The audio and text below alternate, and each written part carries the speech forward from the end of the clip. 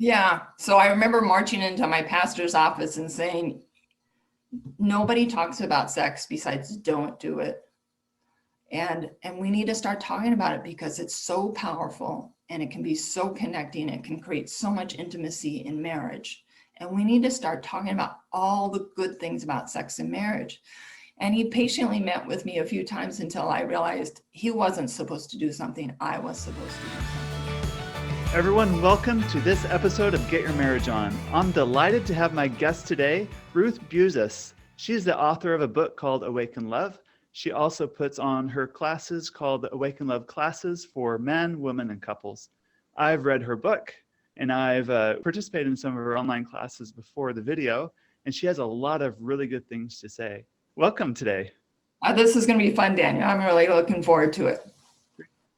I'm just really curious to know, did you always, like when you were a little girl, knew when you're an adult, you wanted to help people improve their sex lives? Was that something you've always wanted to do, or that was the last thing on my mind?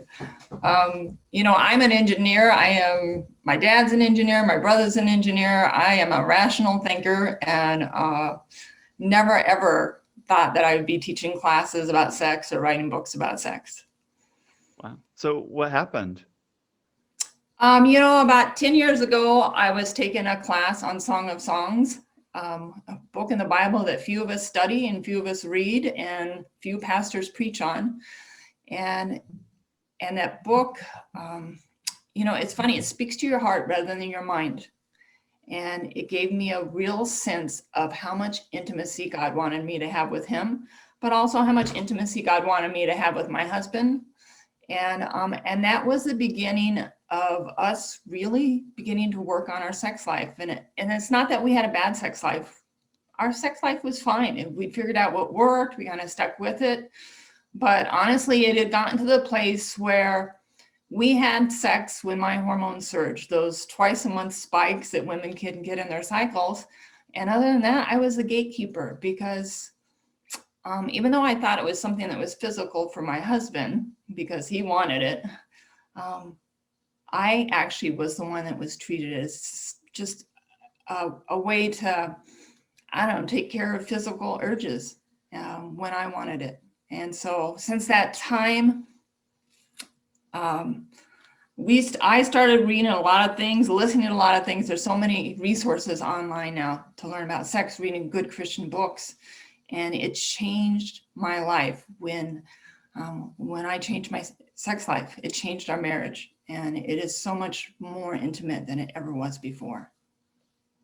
I like that you talk about intimacy and how you felt like the way God wants to be intimate with you as a pattern for being intimate with your husband. Can we define intimacy? Because often we use the word intimacy as a euphemism for sex, and I don't think that's what you mean in this context. Yeah, no, I think there's physical intimacy, but there's emotional intimacy, there's spiritual intimacy, and I think of intimacy as fully knowing my husband and letting him fully know me. And that's in every sense of the word, whether it's sharing my body with him during sex, whether it's sharing my insecurities, baggage that I've had in the past. It's being able to talk to my husband about anything and not having secrets anymore and things that hold me in shame that I'm afraid to share with him. And the same for him, to be in a safe place for him to share with me. Does it take courage to share and open up like that?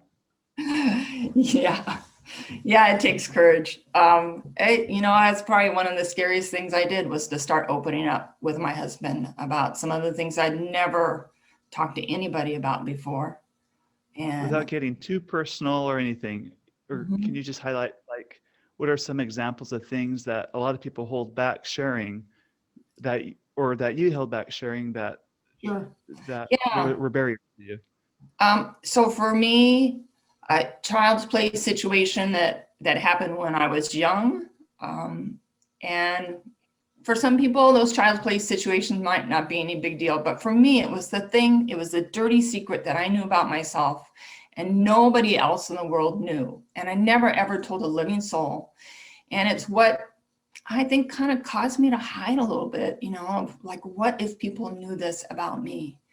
And so that was really the first big thing that I shared with my husband in opening up. And there was so much freedom that just came out of that, and having him just hold me and love me as I talked about what was holding shame over me. Great. Any other things from your upbringing that made you anxious about sex going into marriage? I just think so many of us haven't really had good, healthy, open conversations with their parents about sex.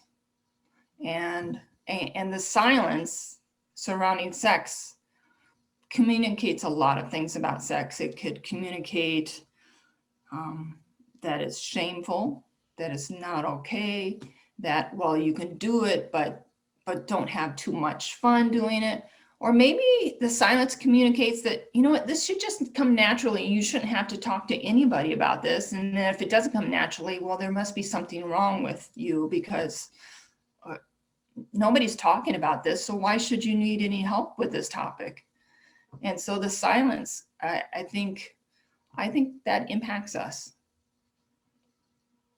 Besides silence, what about mixed messages from the media? How does that impact people's ability to really get intimate in their marriage relationships? I think there are a lot of messages about sex that would tell us that sex is all for men. And those messages come from the church. As far as Christian books that always have to have a chapter to let wives know how important sex is to their husband, never a chapter to the husband saying, like, your wife might not realize this, but this is important for her too, and it's going to take some work and tender, loving care to figure her out. But also even just, sitcoms where the husband's chasing the wife around and the wife is like, you idiot, I don't want sex. And so this message that sex is just for men and it's just for husbands makes it feel like it puts sex on the bottom of a wife's to-do list of just one more obligation. And it begins to feel like a duty rather than something that's going to energize or restore her or comfort her or refresh her. And so I think that has a huge impact on women. But, there are lies from men too, right? As far as the lie that, all men should know what to do to satisfy a woman. And he should just naturally know those things. You shouldn't have to talk about it. Or that, the way that sex is pictured in media as far as what it looks like and what will satisfy a woman. And women are very different from men, and how the world would a man know how to satisfy a woman unless he's asked her and he understands her body, because our bodies are very different than a man's body. That again. So you go through this transformation yourself. You realize, holy cow, sex is just as much for me as it is for my husband. And then you had the courage to talk to your pastor if you could put on a class. Tell us about that and how it's involved from there.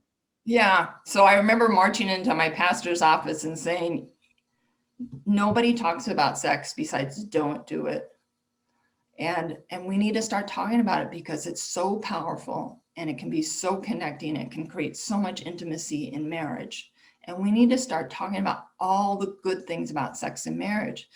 And he patiently met with me a few times until I realized he wasn't supposed to do something. I was supposed to do something.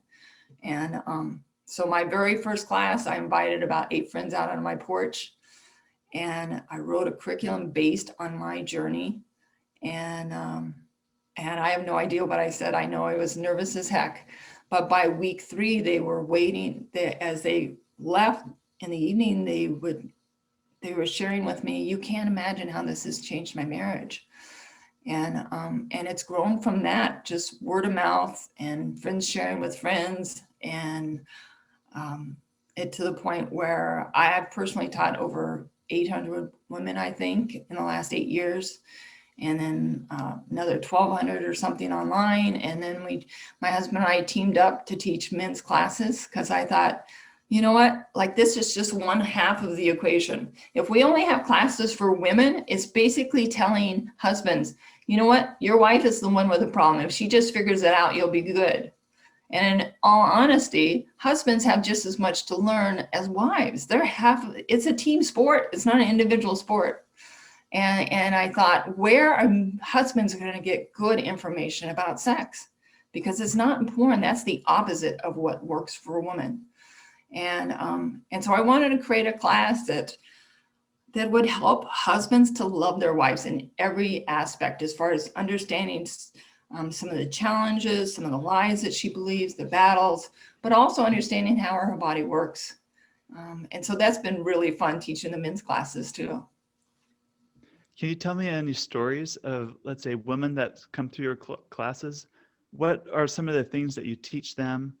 And like, what were some of the big ahas for them? I remember one fairly recently.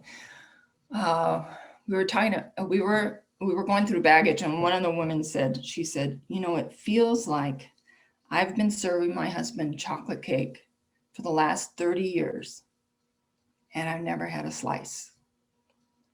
And she was just at that point of realizing, like, I want to enjoy this too. And we need to work on this. I need to figure out what works for my body. I need to help my husband understand, but I don't want to just keep serving chocolate cake to my husband. I want this to be mutual. And I thought that was such a profound way for her to put that. I've never had a slice of chocolate cake. I just keep serving it. So that one, I remember one of the husbands taking the class, and he said, well, you know, when I first got married, he said, I want to be really good at this sex thing. So he said, I started keeping a journal. And every time we'd have sex, I write down exactly what worked and what didn't work and what we did. And he said, my wife found my journal, and she was really upset. And she says, you will never figure me out. And I thought, He sounds like an engineer. yeah, I'm like, that's right on, because it's, for a woman, it's not about a husband figuring it out or finding the exact path. It's about a journey of discovery together and meeting each other in those moments and seeing what can we create together. And I love that, because I think that for whatever reason, women maybe have a little better handle on how do you create a sex life where you're getting to know each other and not just trying to get to the destination, which is really what God intended. Because if you're going to create intimacy, sex has to be about this journey of getting to know each other, not just getting to the destination. That's what it's about. And a lot of us don't have sex that way. No, a lot of us, or at least, I guess there's different phases or different levels, right? If you look at it that way. On a lower level, it's, you know, you got your bodies together and you both experience pleasure. But at a much deeper, more meaningful level, there's so much richness. It's like wholehearted loving and cherishing. And it's a new way of communicating at a really deep and core level of love and connection and acceptance and cherishing. There's so much richness to it when it's full-hearted loving, not just the physical. Yeah, absolutely. And I remember that one of the concepts that we teach in class is, it's probably one of the more transformational concepts, is that God created sex in order to comfort each other. And it's not that's not an easy place for wives to go, especially partially because sex, for so many of us, sex it's been pounded into us that it's this duty. And so it's this thing that we have to do and fulfill. It's not something that fills us up. And I've had several different women share about experiences where sex was a comfort. And one of them, she was older and she'd been married a number of years, had a good marriage. And she said, I would never have ever thought of sex being a comfort. But after class, she said, I remember I had a terrible day at work. And I came home, and all I wanted to do was become with one with my husband. And she said, I would have never, ever considered that before. I would have pushed him away and just leave me alone, you know. And so, and to see those transformations where women move from this duty to really embracing this gift that God has given them as a way to restore them, that's an amazing thing to see. You've talked about teaching women that sex isn't just something for men, but it's something for herself also. You've also taught us about how sex can be a comfort.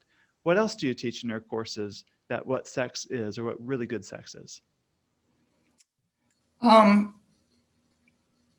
of the things that I teach in class is that sex is supposed to help us understand intimacy with God.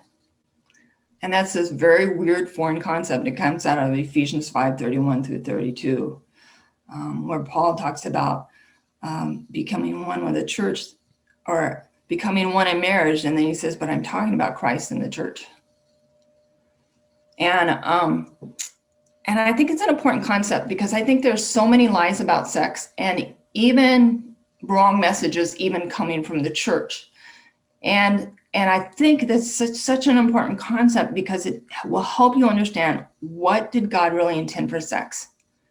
For instance, this idea that women are supposed to just serve their husband with sex, and whether you're into it or not, like just like you need to take care of your husband.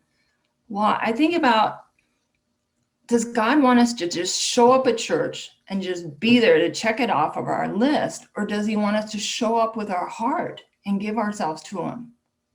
Or even the idea that women a lot of times will think, well, I need to have myself all put together, and like I need to feel good about things before I can have sex with my husband. Well, I think sometimes we feel the same way about God. Well, like if I'm not doing well, I can't meet with God. And I got to get myself back together. Well, maybe the times we are most supposed to meet with God is when we're a mess and when we're broken. And maybe some of the times we're most supposed to come together with our husband is when we're a mess. And so I just think there are a lot of things that you can figure out what's true about sex if you compare it to your relationship with God. One of the other concepts that we talk about, of course, and it is a really common concept, is that God created sex to make us into one. And that's probably one of the most common concepts in the church about sex. I think we teach about it a lot in purity culture with singles, because we tell them, you know, if you have sex with somebody else, it's like you join yourself together with them, and then if you don't get married, you leave part of yourself behind, because that sex has made you into one. I think the same thing is true in marriage, but the thing is, we read marriage books all the time that say, well, women need to feel loved in order to have sex.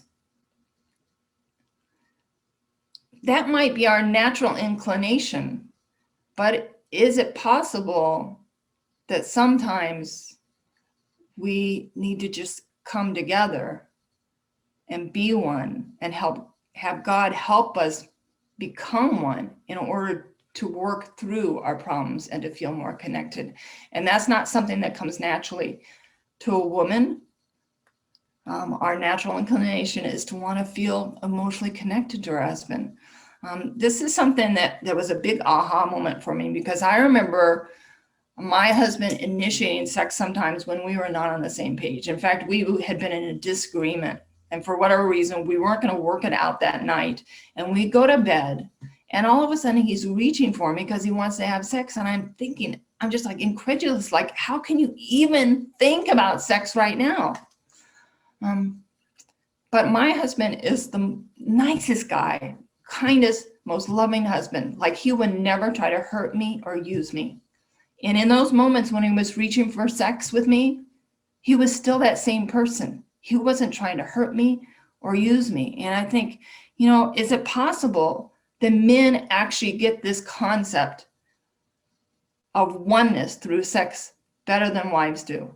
And then when my husband was in those moments where he didn't know what to say to make things better, what to do to make things better, he knew that if we could just have sex, God would help to make things better. He would help to unify us, and so we could work through our problems better after sex.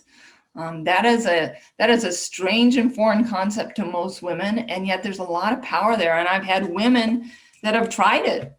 They come to class, and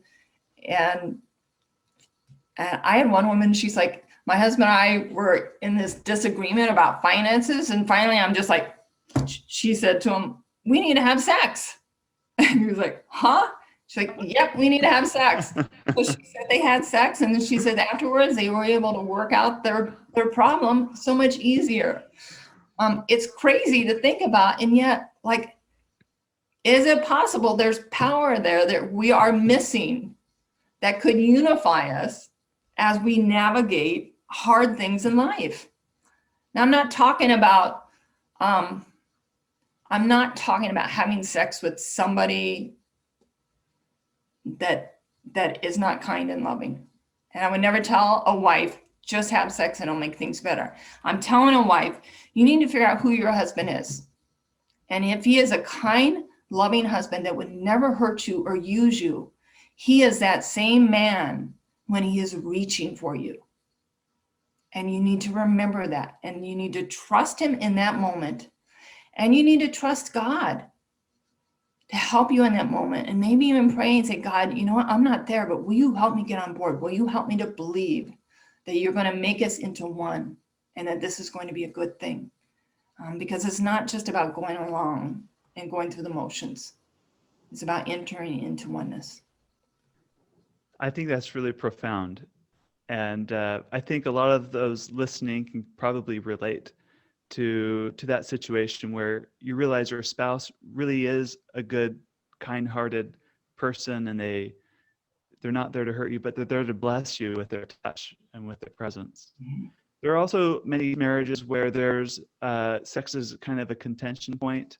Maybe it's after years of a certain pattern, like she feeling like it's a duty, and that's kind of the stereotype. But of course, it can go either way. Yeah. Or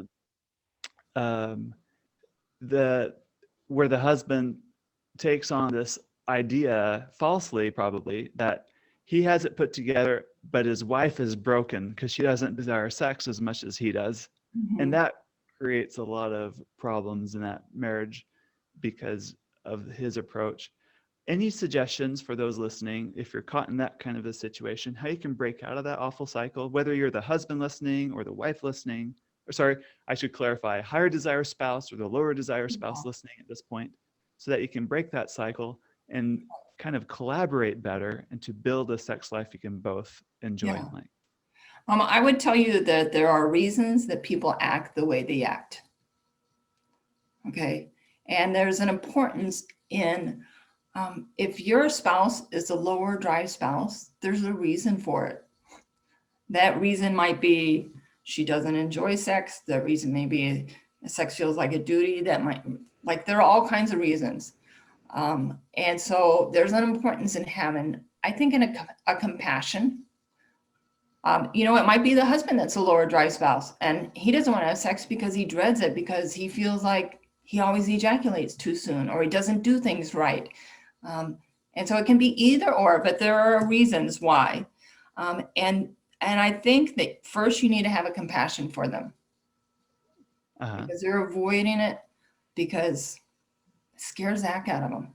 It makes them uncomfortable. They have past messages that have told them whatever. And so you need to come from a place of compassion. And I think you need to start opening up discussion, maybe about past experiences. Maybe, as simple as, what did your parents tell you about sex? What kind of messages does the church tell you about sex? Some of those lies, I just think there's an importance to trying to discover without any expectation about that person, and have a curiosity about them and what's going on. I think that's some beginning steps. I think as far as, a lot of couples aren't even comfortable talking about sex. It's either the taboo topic, or sometimes they've had enough bad conversations about sex that they just don't want to talk about it anymore. Right. And sometimes I think reading a book out loud to each other about the topic, if you can get them to do that with you, can really be helpful, because it puts you on a neutral platform where there's no issue that you're trying to fix. You're not, it's just, you're reading about it, you're sharing, is that how it is for you? You can have a curiosity. You're not trying to fix the other person. You're there to not just trying to fix the have other a conversation and get curious. Yeah, you're trying to learn more about them. And you're not trying to fix. I think there are a lot of people that feel like the other person's trying to fix them, especially if they're the lower drive spouse. And that's really not sexy, I gotta say. No, it's not. No. Oh, so besides your book, which is awesome, what other books do you recommend? I think sheet music is pretty good. It's a fun book, and it's pretty good about keeping the attention. I think there are some parts in there that are. It's definitely written by a man, and A little bit more explicit. I've read that book. yep. Uh-huh. So I think that's a good one. Man, I don't know, Daniel. I haven't been looking at my books lately.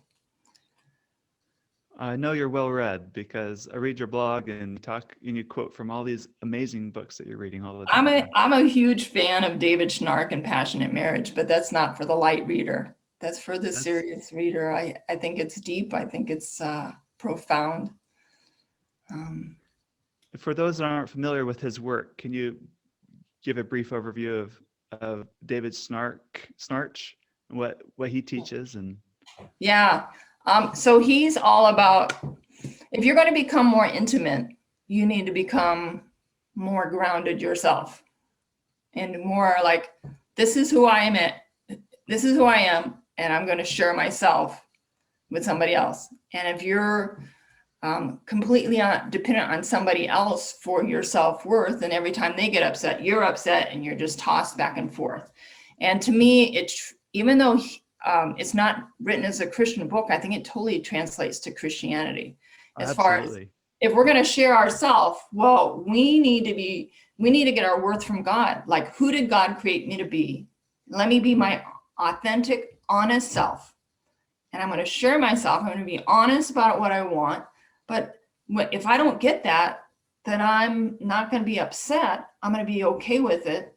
And I'm going to listen to the other person, and I'm not going to like overreact. And I just think like that's a huge concept that's very deep, but it translates to so much in sex. For instance, in the guys class, one night we talk about the lies that women believe and the ways that husbands can help their wife believe the truth. So one of the lies is that men just want to have sex. That's all they're interested in. So I shared with the guys, so like, if you initiate sex and your wife says no, and you immediately roll over and pout or go down and watch TV, you basically just told your wife the only thing you're interested in is sex. Now, guys in class constantly tell me, like, it's not that I just want sex, I just want to connect with my wife. So if you initiate sex with your wife and she says no, and you really just want to connect with her, what if you said, you know what, do you want to talk about something, or can I just hold you? Then you're telling her, it's not just sex, like, I just want to connect with you. And there are other ways to connect, right? Oh, yeah. And that's not easy to do. You got to hang on to yourself and not like take your wife's rejection personally and get so upset that you can't handle it. You got to be okay with who you are and who God says you are. And so that's where Schnarch comes in, right? Is grounding yourself in, who does God say I am? I'm going to be authentic to who I am. I'm going to be honest, but I'm also going to have compassion and be able to handle rejection. He talks a lot about honesty and integrity also. Can you speak on that a little bit as a way of arriving at being more grounded in yourself and being more intimate in the relationship? Yeah, I think a lot of times we beat around the bush. We Uh-huh. don't really say what we want. We don't really say what we mean. We try to make other people happy and bend into who they want us to be instead of, okay, this is the best Ruth that I can be, right? And when we do that, one of the things that it does, I think you lose any kind of passion in the marriage bed. Because if you bend to somebody else's desires and all you want to do is constantly try to make them happy, then how do you have any passion in the marriage? Because you don't really want anything, because if you want something, you might get rejected. And you're not gutsy enough to actually ask what you want for what you want. You just kind of hint at it or beat around the bush instead of being bold and say, man, you're hot tonight. I would love to connect with you. You Right. kind of just beat around the bush instead of being honest about what you want. I like that. Like I can imagine if I were to have a friend that was just a yes man, no matter what I asked him for advice, he was always kind of telling me what I wanted to hear because he's so overly concerned about what I think of him. Right. When it comes down to like a time when I really need to turn to someone for help, I'm not going to turn to that friend because I don't feel like they're really being themselves, like they're like honest with me. Right. In that, not that they're trying to deceive me, but honest in that they're not showing up to be their best self to me. And likewise in our marriage, we need to kind of dig deep and be like what you said, the best Ruth or the best Dan or the best version of you, and consistently and over time be that, to have that passion in your marriage bed. Well, yeah, even in our marriage bed, I mean, you take it probably to maybe the one of the worst places where we're not honest with each other, and a wife that for years is either pretending to enjoy sex or not asking for what she wants, and goes on for years and years, and nothing good comes out of that. So So let's swing to the opposite end of the spectrum. Let's say you're a really good couple, you're healthy, you connect well together regularly. What are Ruth's black belt advanced sex tips to black take belt. your marriage? You've been plateauing for a while, but things are okay. Now you're ready for the good stuff. What advice did you give that couple?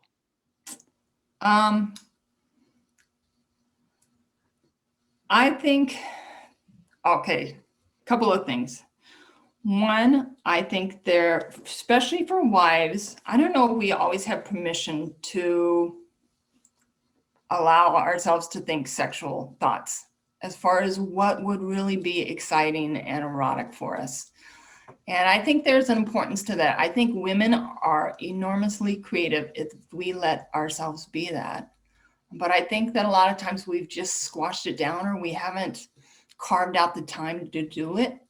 And so I think there's a real importance in allowing ourselves to think sexual thoughts and sharing those things with our spouse in hopes that maybe those things can come to life, or maybe some of our sexual thoughts are ones where we can actually make them come to life. I think there's a real importance in men learning how to use their words to create excitement for women. All right. I think that men are so aroused by sight, and all a husband usually has to do is look at his wife's body and he's aroused. And that's not the same case with most women. I think for women, many times we are aroused by words, and you can see the evidence in we'll read a book that has sex scenes in it, and it'll make us warm up immediately. And so instead of us reading books about these sex scenes, how do we help our husbands begin to learn how to speak things that take us out of our mind and thinking about the kids and the laundry to living out this amazing experience together. And so how do we help our husbands learn how to do that? And our husband's not going to learn that on their own. We have to help them. And so that can be us speaking those kinds of things to our husbands, or doing a little bit of it and then asking him to fill in the story. But I think those things are a big deal. I think something that's really helpful to help your husband become a better lover is to use games. Because I think a lot of men carry a lot of responsibility for making sex good, and it can be a lot of pressure for a husband, and there's a huge there are many ways to fail if you're in a performance mode mindset. And when you use games, it kind of takes the pressure off, and it becomes this way of experimenting and learning new things where there's no failing, because it's not actually serious sex. It's just playing games around sex. And it can help give husbands ideas in ways that are non-threatening. They're not necessarily from you. They're from, a deck of cards or an app. Like, what's your new app, Daniel? Intimately Us. Intimately Us. Perfect example. Like, that's a great way. In fact, the guys in my class this last time, they were like, the games really help. They take the pressure off, and we can just have fun, we relax, and we learn new things. We learn new things about our wife, and there's no failing in that. I mean, and you laugh, and it's fun. And it's fun. Yeah. Mm-hmm. So. And sex really is a domain of play for adults. So. Yeah. I do think that for a wife, for both a wife and a husband, it's important to take pressure off during sex. You got to get this place where presence and connection becomes as important as mechanics, where you wake up and you see each other, and you see into each other, and you share yourself instead of performing. And so there's a real importance in figuring out how do we stop the performing, and how do we be together,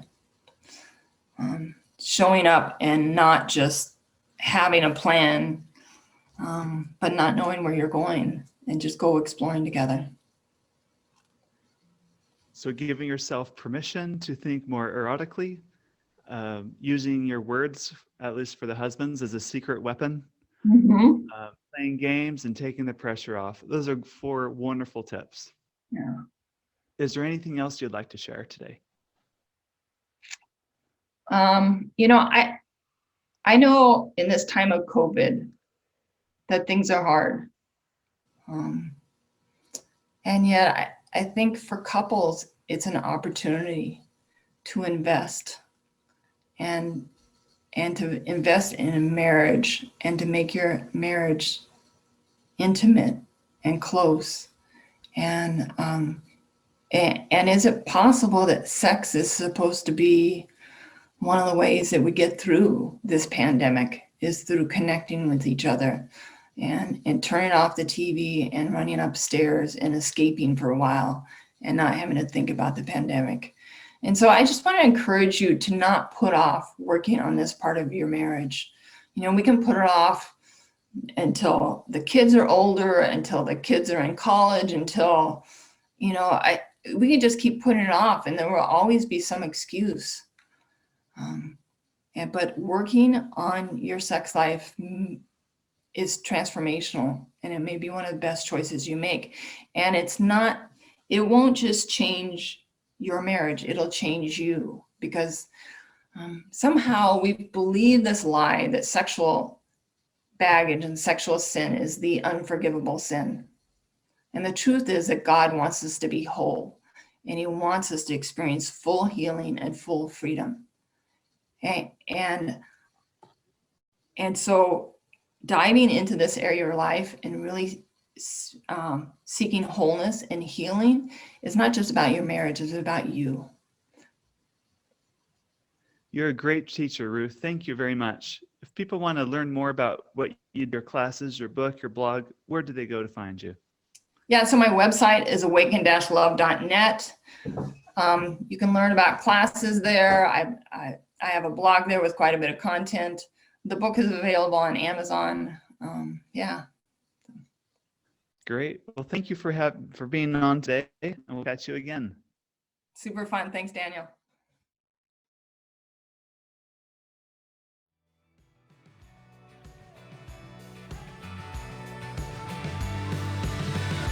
We hope that you enjoyed this episode of Get Your Marriage On. And if you did, we would love it if you would take a few seconds to give us a rating on iTunes and to share the show with your friends. They'll thank you for life. Once you've done that, you can head over to getyourmarriageon.com for more resources about today's topic and to download our amazing marriage apps. Now go get your marriage on.